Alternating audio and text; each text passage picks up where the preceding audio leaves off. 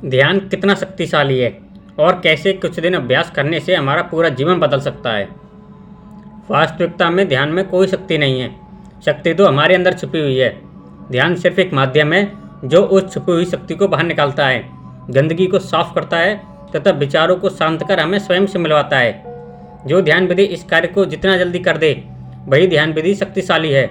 और हम कुछ दिन तक लगातार किसी भी ध्यान विधि का अभ्यास करते हैं तो वह हमारे मन को शांत करती है, दिल में एक खुशी महसूस होती है, संसार रूपी बुराई से दूर अच्छाई रूपी ईश्वर की तरफ बढ़ने लगते हैं, स्वयं ही आत्मविश्वास बढ़ता है।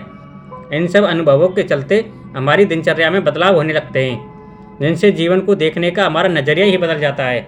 और जैसे ही देखने का नज़रिया बदला उसी के साथ पूरा जीवन बदलना प्रारंभ हो जाता है। प्रश्न, मुझे ध्यान कहाँ करना चाहिए? ध्यान करने के लिए आपको एक ऐसे स्थान को चुनना चाहिए जो शांत हो, प्रकृति के नज़दीक हो, आपको किसी भी प्रकार का कोई भय ना रहे, आपको कोई परेशान ना कर सके, साफ सुथरा हो, डिम लाइट वाला हो तथा जिस स्थान पर आप प्रतिदिन ध्यान कर सकें वही स्थान आपके लिए अच्छा रहेगा। हो सके तो उस स्थान पर वही व्यक्ति आए जिसके साथ आपके विचार मिलते हों और आप उस स्थान पर कभी ना सोएं।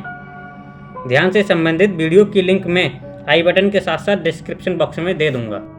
अगला प्रश्न, किस स्थिति में ध्यान करना चाहिए या ध्यान करने की सही पोजीशन क्या है? आपको ध्यान हमेशा पद्मासन की स्थिति में ही करना चाहिए, जिसमें आपकी गर्दन और रीढ़ की हड्डी सीधी हो, आप आल्टी पाल्टी मारकर बैठे हों, आपके हाथ घुटने पर रखे हों, साथ ही आपका पूरा शरीर एकदम शांत और स्थिर हो, शरीर में किसी भी प्रकार की कोई अकड़न ना हो। यह स्थिति ध्यान करने के लिए सबसे अच्छी है। आप चाहें तो अपनी सुविधा के अनुसार कुर्सी पर भी बैठकर ध्यान कर सकते हैं, परंतु गर्दन और रीढ़ की हड्डी उसमें सीधी होनी चाहिए। इसका अभ्यास आपको समय के साथ बढ़ाना होगा, जिसमें आपको अधिक समय तक लगातार एक ही स्थान पर बैठे रहने का अभ्यास करना होगा। ध्यान करने के लिए गुरु कितना जरूरी है? एक शब्द में कहूँ तो बिना गुरु के ध्यान में सफलता नहीं पाई जा सकती।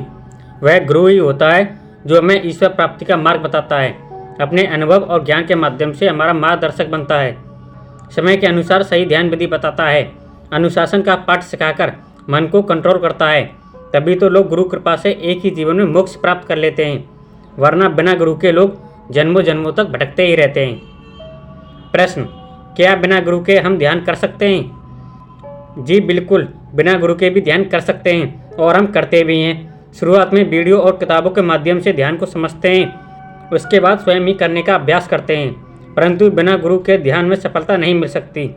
उसकी आपको चिंता करने की कोई ज़रूरत भी नहीं है। जैसे जैसे आप बिना गुरु के ध्यान में स्थिरता प्राप्त करने लगोगे, मन शांत होने लगेगा, वैसे ही एक सच्चा गुरु आपको स्वयं ही खोजते हुए आ जाएगा।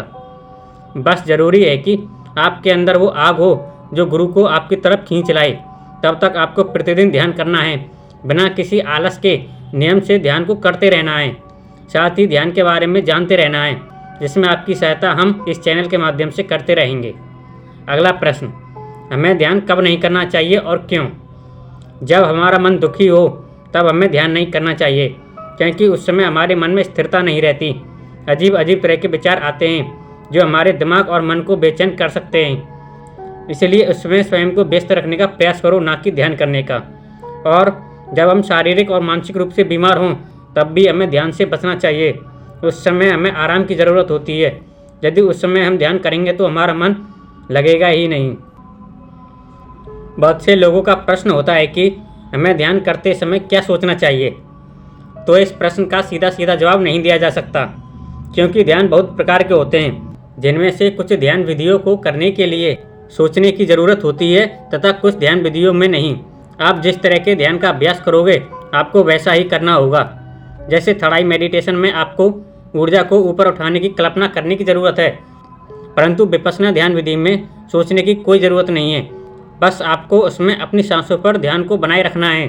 और मैं आपकी सुविधा के लिए ध्यान विधियों की वीडियो की लिंक डिस्क्रिप्शन बॉक्स में दे दूंगा।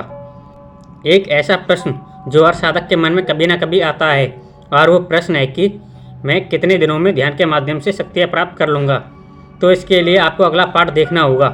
अगला पार्ट देखने के लिए इस चैनल को सब्सक्राइब करके बेल आइकन को चालू कर दो, जिससे कि हमारी वीडियो सबसे पहले आप तक पहुंच सके। इस वीडियो को पूरा देखने के लिए आपका बहुत बहुत धन्यवाद।